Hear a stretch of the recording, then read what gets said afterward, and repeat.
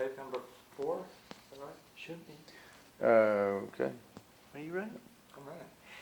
My name is David Todd. I'm here for the Conservation History Association of Texas. It's November 13th, 2004. We're in Houston, Texas, at Rice University in the Keck building, and we're gathered here because there was a symposium held for Lynn Lowrey, who was a famous plantsman and horticulturalist, nurseryman in central and southeast Texas. And he had an impact that went far and wide. And part of it touched Scooter Cheatham here, who is the director of the, co-director, I should say, the Useful Wild Plants program, and one of the authors of the encyclopedia that's being produced there. With that introduction, I wanted to thank you for spending time talking to us about Lynn's life and work and impact. Could we start by finding out how you first became aware of Lynn, met Lynn? I met Lynn through Marshall Johnston first, and that was in, I believe, 1963. And Does it be 1973? I mean, 1973. Yeah, sorry, 1973. And that came about because Marshall Johnston and I had started the project, the Useful Wild Plants of Texas Encyclopedia, and Marshall considered Lynn to be one of the 3 most important people to meet and to try to get involved with the project at that time. And we've been talking about Lynn for several years. We started the project in '71, but we had to do a lot of preliminary things first. And so we took a big eastern trip, and 2 of the people Marshall thought we should talk to we talked to on this trip. One was Lynn Lowrey, and Lynn had just really moved to Spring, to that location, to start another nursery. So everything is pretty rough and rustic at first. And I mean, we got there, and Lynn was very excited and said, "Oh my goodness, and well, can you go look at something?" And so often when you met with Lynn, he didn't say, "Well, let's go have a cup of coffee and visit." He'd say, "Well, I want to show you something," and so he'd say, "Okay." And so we'd follow Lynn someplace, and he had some trees. I don't remember exactly what it was. It might have been some swamp chestnut oaks or something, but it was some trees he really liked, and just wanted us to see them. And then we'd go look at some more plants, and when it got dark, we'd go someplace and get something to eat, and that's when we'd really start talking, just visiting. But a lot of the time with Lynn, from the time he got there, if he had something to show you, would be to, let's just go look at this. And sometimes it'd be in the nursery, sometimes we'd have to drive somewhere to look at it. Well, when you would introduce swamp chestnut oak to you, what would he say? Would he be talking about the leaf form or the bark? No, he'd just say, "These are real pretty. These are just real good ones, Scooter. They're real pretty. And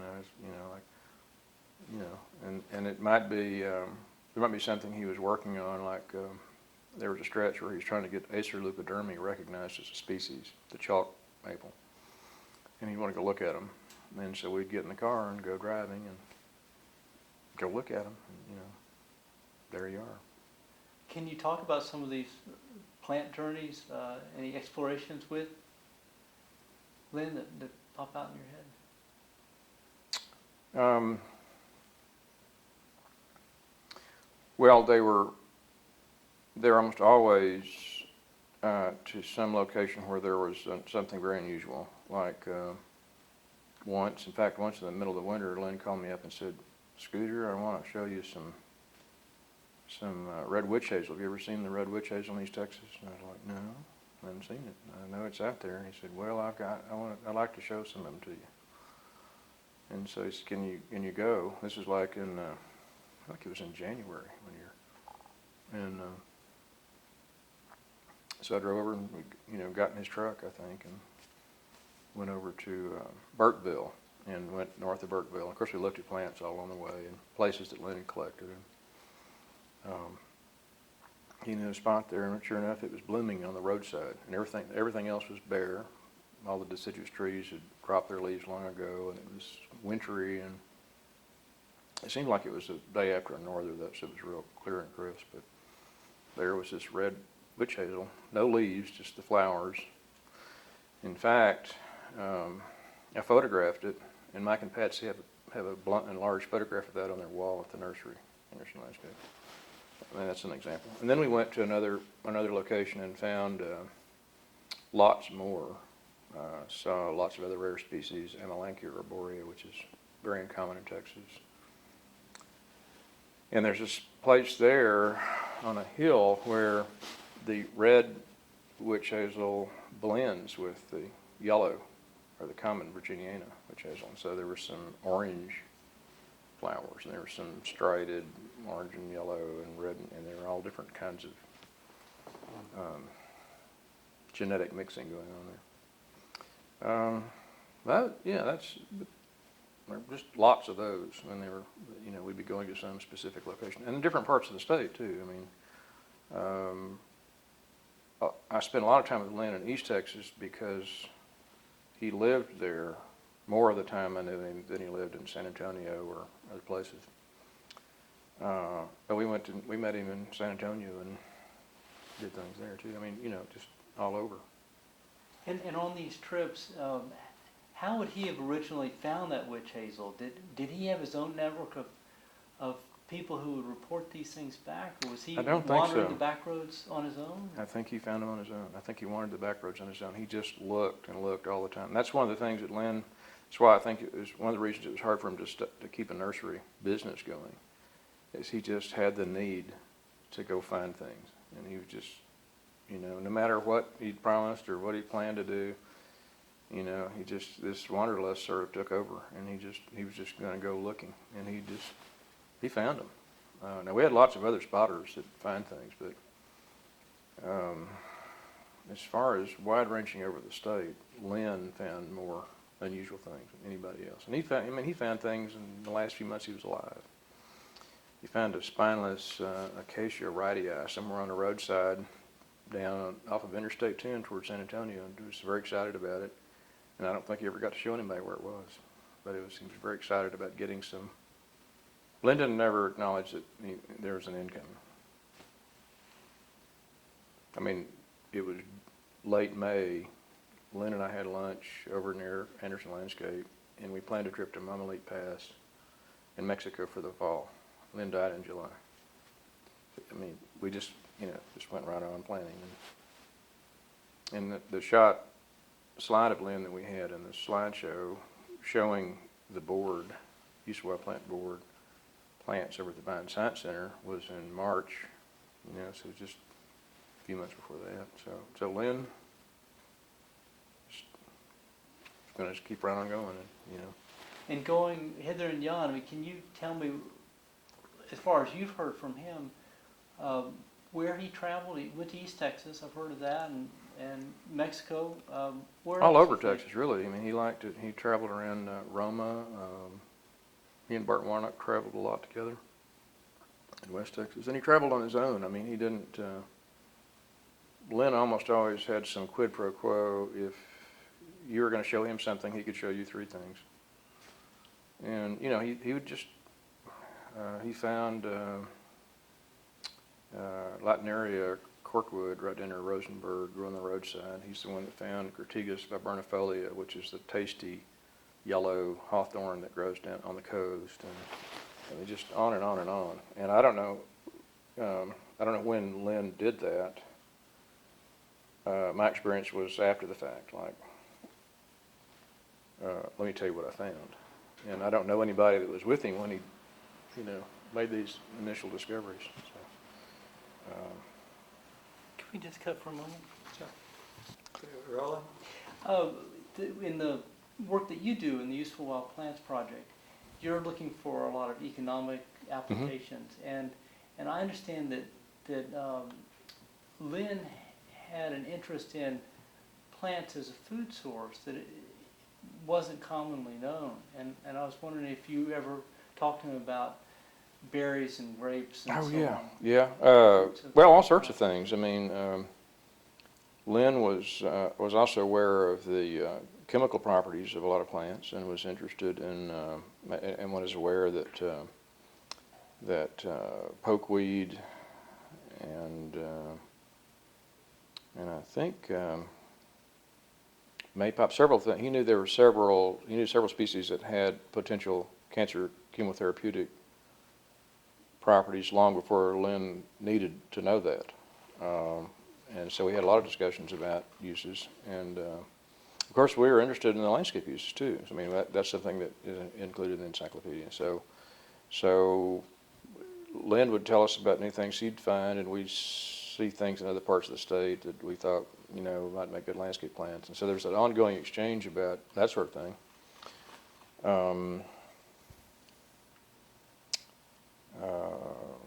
What else? Yeah, there's an ongoing discussion. And we taped Lynn in one stretch for things to include in the encyclopedia that we might have missed, in just our casual conversations. What sort of things did you try to harvest from him, in a sense? What kind of information were you looking for from Lynn? Well, in that particular instance, we were looking for growing information. Maybe some of the same things that Jill Noakes was looking for. We weren't, in that particular instance, we weren't coaxing out food uses or other kinds of uses. That sort of came about over the years, just trying things and talking about them. So you're talking about the range and the kind of soils? Yeah, but the thing is, with other people, we'd go and interview them specifically to get information. I don't think we felt that way. When you were with Lynn, you just sort of, with a friend traveling, and, we weren't sitting there taping and writing things down, and we'd sort of remember it later and jot it down because it was just a different kind of context. It wasn't, we were just enjoying each other's company. So there wasn't a purpose, so to speak, in it. You know what I'm saying? Sure. Well, can you talk a little bit about maybe the company he provided and what it meant to you personally? What sort of friend he was to you? Well, I guess it was like I was saying this morning, and a lot of other people have talked about Lynn. Lynn did a lot for the plant community, but I think if everybody was honest, they'd have to say that Lynn had some special shaping of their own lives. And, we all sort of look for icons, people that you wish you could be more like, or ways to improve the way you see the world. And Lynn was one of those kind of people. It was, I think Carl said it at one point, he had kind of an amazing generosity and understanding and gentleness, and yet there's a gentle insistence or a gentle charisma that had you thinking later. You'd be off driving back to Austin, and you'd just be thinking, what an amazing person Lynn was. And some people get that from movies. I mean, George Bailey, It's a Wonderful Life. But Lynn was a real life person that you could admire that way. And beyond the sort of friend he was, if you try to point to what he taught you, what kind of mentor he was to you, is there something that pops out about the kind of information he passed on to you that you really value? Well, there's lots. I mean, I'd be hard pressed to sort of name. I would say that there was a mass of plant information. And that'll come out in an encyclopedia. But there was an awful lot of personal contact that it's sort of ineffable. It's hard to describe. That I think we all feel like maybe Lynn made us better people. And beyond maybe what he did for the circle of people that he knew and visited with, and can you say that there was a greater impact beyond him on, the horticultural industry, or on, the attitude about native plants, or about the landscape, or about the environment? Well, anything you can see in a more generic way? Lynn didn't talk much about, to me, he didn't talk much about the environment. He just more focused on native plants and growing plants and getting these going. And his impact, I would say, other people might disagree with this, but I'm not sure we've been anywhere near where we are with the native plant movement at all. I'm not even sure there'd be a native plant society in Texas if Benny Simpson and Carol Abbott hadn't gotten together with Lynn in those early years. I just don't know that there would be. I mean, a lot of people say, oh, sure there would be, but I'm not so sure of that. And I think the other thing Lynn did is that he didn't withhold information. He wasn't secretive with good information, like he's got a secret plant he's going to grow and make a lot of money on. He just gave things away so quickly, so easily, that I think people felt empowered to go start their own things. And so people took bits and pieces of Lynn's information and experience, and he would say, I'd hear him tell people, so you know, you ought to go start yourself a nursery and grow some of these things. And so I think Lynn was responsible for hundreds of startups in the horticulture and nursery and books. You know, he probably, you know, when he talked to Joe Noakes or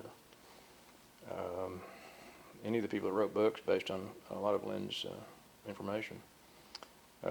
Lynn was very empowering to other people. I hate that word because it's kind of overused, but that's probably the best word to describe it. And without any hesitation, without any kind of the slightest bit of jealousy at all, it was all enthusiasm. And if you got it going, he was excited and happy, and you don't find that much.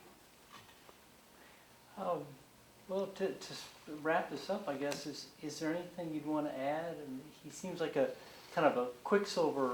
Yeah, well, I think hard to pin down. Is there anything that comes to mind that we haven't talked about? Well, sure. I mean, there'd be a lot of things over time. I think most people that you're going to interview will think of many things over a period that there's lots of specific stories and things like that, but